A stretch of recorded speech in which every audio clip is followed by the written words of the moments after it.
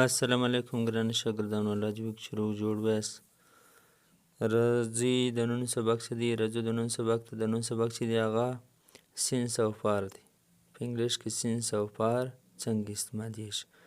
دا یو ډېر مهم ګرامر دی. ډېر شاګردان په دې کې ډېر زیات فساوي سره یې نه په خلاصېږي چې سینس او فار څنګه استعمالیږي. د دې صحیح طریقه نه یې معلومه. راځئ نن به د دې سینس او فار صحیح طریقه صحیح استعمال در وښیم او پر دې باندې به جملې جوړې کړو. سینس او فار چې دی هغه د په ټینسو کې استعمالیږي، خاص کار په پرزنټ پرفیکټ کنټینیوس ټینس کې، په پاسټ پرفیکټ کنټینیوس ټینس کې او په فیوچر پرفیکټ کنټینیوس ټینس کې. په دې کې خاص استعمالیږي. په دا نورو کې هم که څوک کوشش وکړي چې سینیر سټوډنټ یې هغه په دا نورو ټینسو کې هم استعمالولی شي. نو راځئ لومړی د دې د مخه چې سبق شروع کړو ویډیو سره لایک کړئ. راځئ اوس نو سبق ته راځئ. It has been raining since morning. د سهاره راسې باران ووري.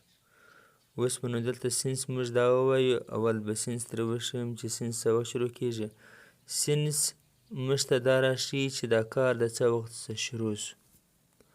د کار شروع راښیي د معلوم وخت.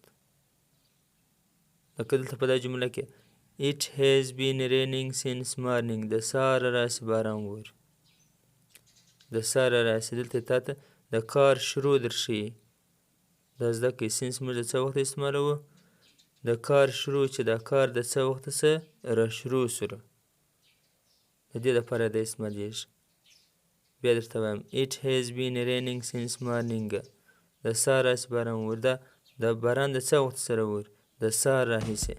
نو په دې وجه موږ وایو چې دا د کار شروع راښیي. They have been studying for 2 hours. دوی د 2 غنټو راسې سټډي کوي. دلته بیا د کار شروع نه، د کار موده درښیي. دورانیه دورانیه خو تا ته معلومه موده چې دا څو موده کېږي. موده درښیي. د کار شروع نه درښیي، خالي موده درښیي.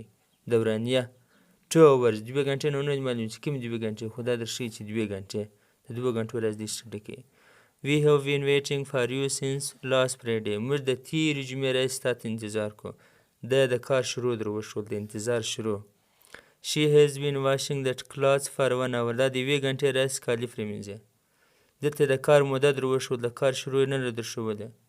نو په دې کې بیا دا خبره ښکاره شوله چې سینس د کار د شروع او فار د کار موده درښیي. دا زموږ د نن سبق. مننه. ویډیو لایک کړئ. الله حافظ.